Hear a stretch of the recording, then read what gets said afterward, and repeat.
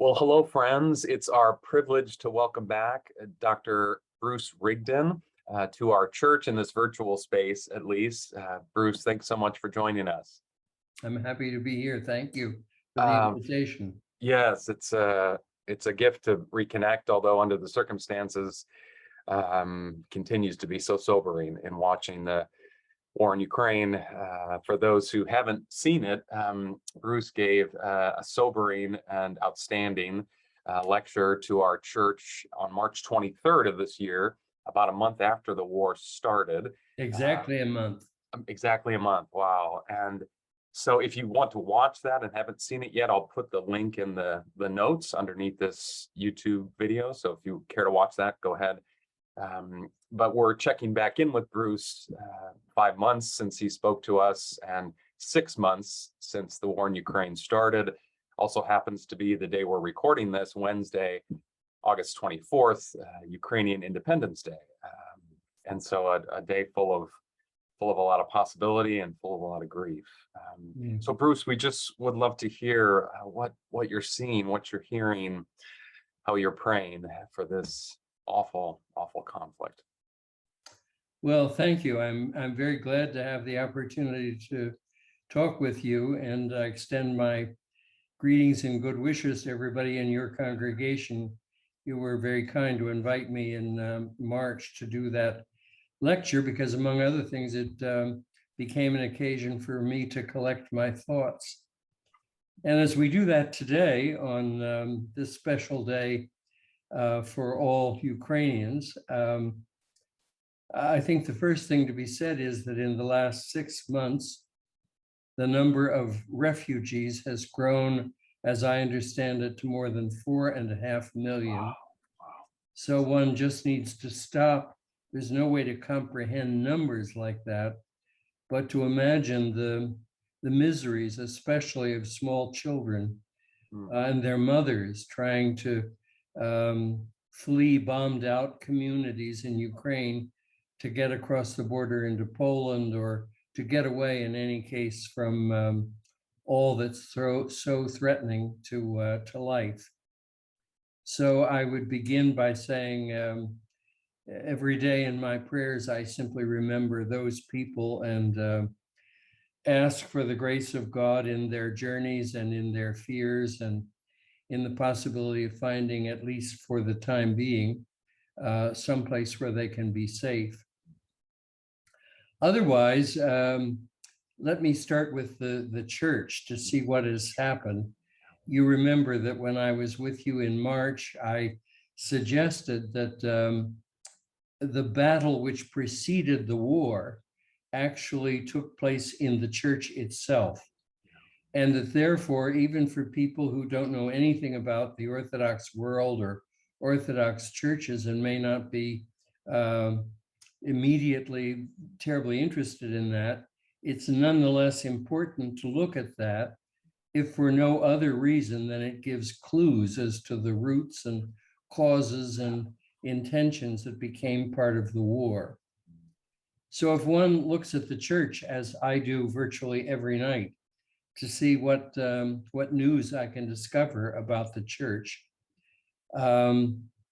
the first rather sad thing to say is that for the most part, the Russian Orthodox Church in Russia is guilty of offering its apparently total and complete support to Putin and his government in the waging of this war.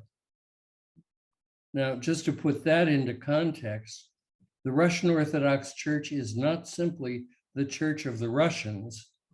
It is also the Church of the Belarusians, ironically, the Church of the Chinese, of the Japanese. It has congregations and contacts with more than 60 countries around the world. And consequently, the patriarch of the Russian Orthodox Church is not simply related politically to everything in Russia, but outside Russia to many places. And of course, the source of the conflict in the case of the churches is that the Russian Orthodox Church claims, as part of its worldwide flock, Orthodox Christians in Ukraine itself. Mhm. Mhm. So the terrible irony of this is that the head of the Russian Orthodox Church, a patriarch, as he is called, whose name is Kirill.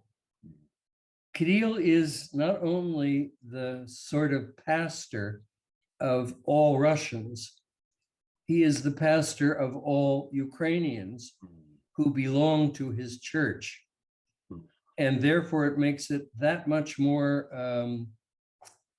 what word to use, that much more terrible, that in effect he is cooperating with forces which are attacking people who belong to his own flock. I think one of the things that illustrates, as if we needed illustrations, is the degree to which Patriarch Kirill is himself now totally allied with and sort of forced, if force were needed, to support everything that Putin is attempting to do in this war. I think in March, I spoke a bit about him. He's someone I have known personally. I wouldn't call him a friend, but he's been an acquaintance, and he's been very active across his life in ecumenical things having to do with, for example, the World Council of Churches. And it's in those ecumenical contexts that I have met him and sometimes worked with him and know something about him. It was not a surprise to me when, after the fall of communism, it was revealed that he was on a long list of bishops who had cooperated with the KGB. And in fact, he has a very high title inside the KGB. In some cases, bishops did that because they had no other choice. In his case, I always had the impression that he was glad to do that, and that somehow anything that related itself to the Russian people, including the KGB, was something he wanted for patriotic reasons, perhaps also for theological reasons, to be part of. In any case, in 2009, he became the Patriarch of the Russian Orthodox Church, and that puts him in an extraordinary position as far as power is concerned. The church is governed by something called the Holy Synod, but for the most part, I have the impression that the Holy Synod simply goes along with whatever the Patriarch wishes or orders, as may be the case. So it may not have been necessary to bring any pressure to bear on him, but he surely is under colossal pressures if he were to decide to take some route other than the one that he has taken. There are a couple of things that confirm that. One is that there is an extraordinary person sort of at the side of the Patriarch. His name is Metropolitan Hilarion. His family name is Alfeyev. Among other things, I know quite a lot about him. He is a musician and was initially trained in music. He is a very talented pianist, and even more so, a talented composer. And to prove that, some of his works have been done in concert form all around the world, including here in the United States. So that's already one impressive thing. He's a church musician. Like other young people, he was forced to spend 2 years in the what must have been then the Soviet military. He trained in theology, became a monk, rose in the hierarchy of the church, and was until very recently the head of the Department of External Church Affairs of the Moscow Patriarchate. What that means is that he virtually served as the foreign minister of the Russian Orthodox Church. Consequently, people will have seen his pictures whenever they have seen Russians and the Vatican talking to each other. Sometimes he's been alone with Pope Francis, and sometimes he's part of a delegation. The only reason I'm going into this detail is to say that next to the patriarch, this is the most powerful figure in the church. And by far, this is the most talented person, I think, in the Russian Orthodox Church. He studied at Oxford University. He's the author of, at last count, I think it's at least 30 books. Wow. He's a church historian, a historian of doctrine, and most of all, in all of my connections with him and everything I know about him, he's a man of extraordinary integrity. Now, even in his case, he has not been able to bring himself to an outright condemnation of the Russian invasion of Poland. But he has very courageously spoken about the evil of war, his hope and prayer that negotiations can be held as soon as possible. He's done everything short of condemning the Russian government. And for all I know, he may recently have done that. In any case, in June, he paid the price for his independence, and he was removed from his position as foreign minister in the church. Many of the titles and responsibilities that were his have all been taken away, and he has been sent in exile, my language, but it's true. He has been sent in exile to Hungary. Wow. He is now the representative of the Russian Church in Hungary, and therefore head of the small but strong Russian Orthodox community in Hungary. That's a terrible price to be paid, but I think, again, it's evidence of how much pressure everybody in Russian society, and most especially everybody in the church, is now under. Following that, if one looks at that vast population of the Russian Orthodox Church in Ukraine, very telling things are happening there. More and more, the priests of the Russian Orthodox churches, that is, Ukrainians under the Moscow Patriarchate, have been denouncing the Patriarch and making themselves exiles from the Russian Church. It's interesting, as far as I know, they have not joined the other two churches which were competing to become the Orthodox Church in the Ukraine. They've not done that, but they have simply said, we will no longer pray for the Patriarch in Moscow. I suspect that number is going to grow and grow and grow. Meanwhile, outside, things are happening in the ecumenical world, for example. Within a week, the World Council of Churches will hold its 11th assembly, beginning on the 30th of August.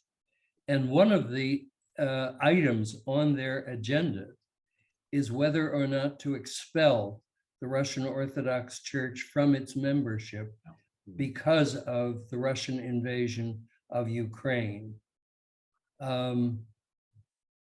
It's interesting to me that one of the earliest voices that I heard calling for that is the former Archbishop of Canterbury, Rowan Williams, whose writings many of us around the world appreciate very much. So this is a voice that we take very seriously.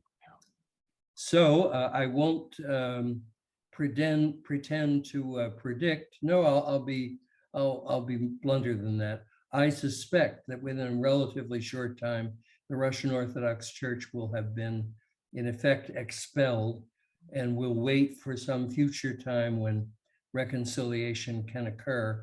And the reason for the expulsion is the behavior of the church in the light of that conflict.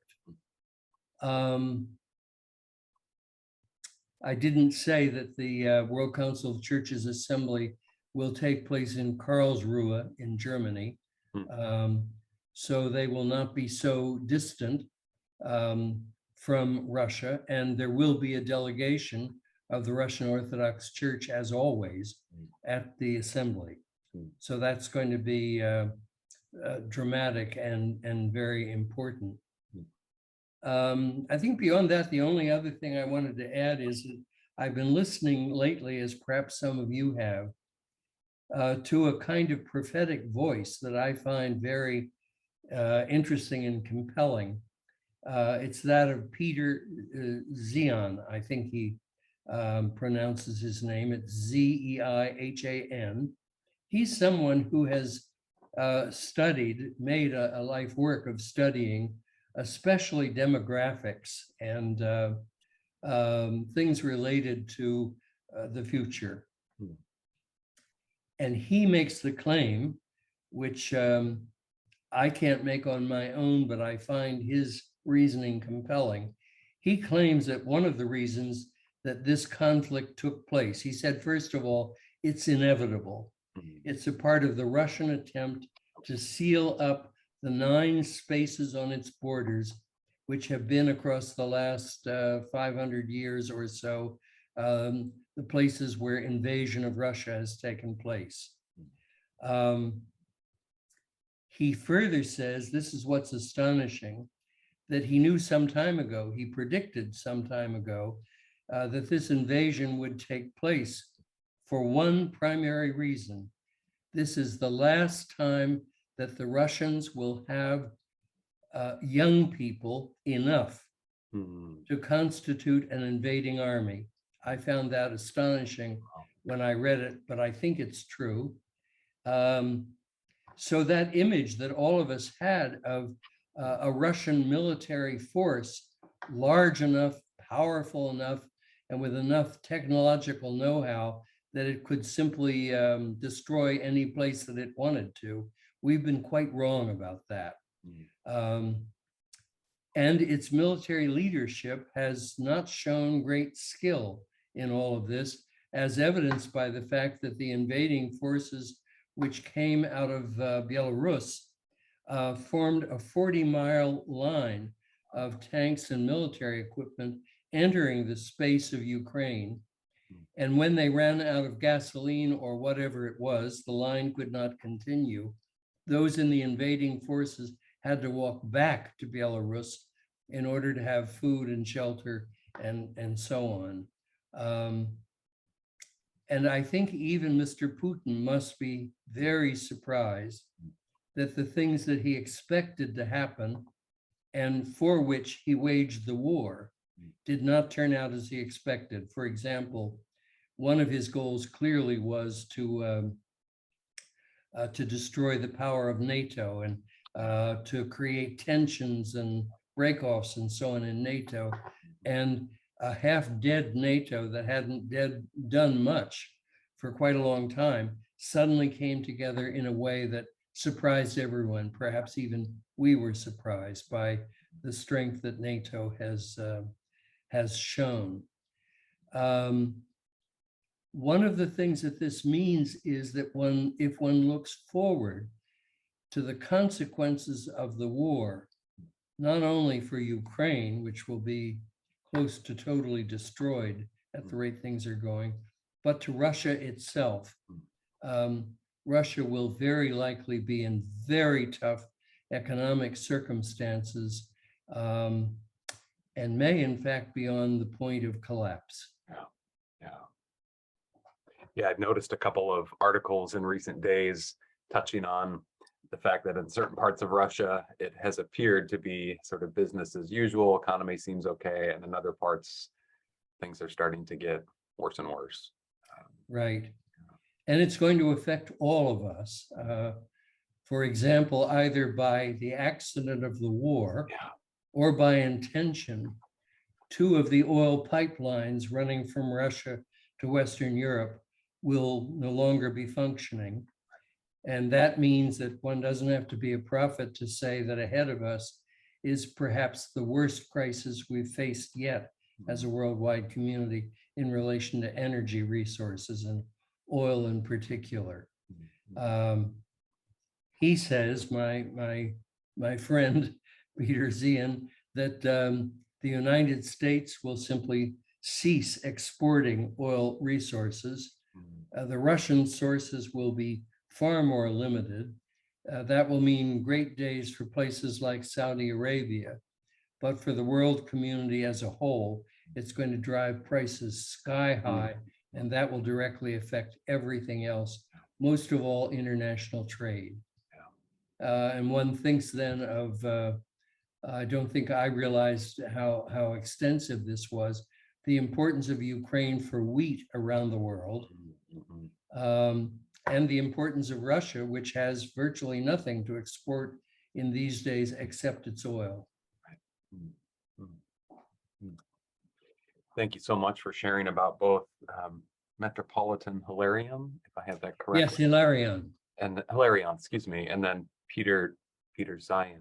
Peter Zeihan or Zeihan, I'm not sure. Zeihan perhaps is better. Yeah, it just strikes me that there are always, we see this in the witness of Scripture, and of course, the witness of the contemporary world.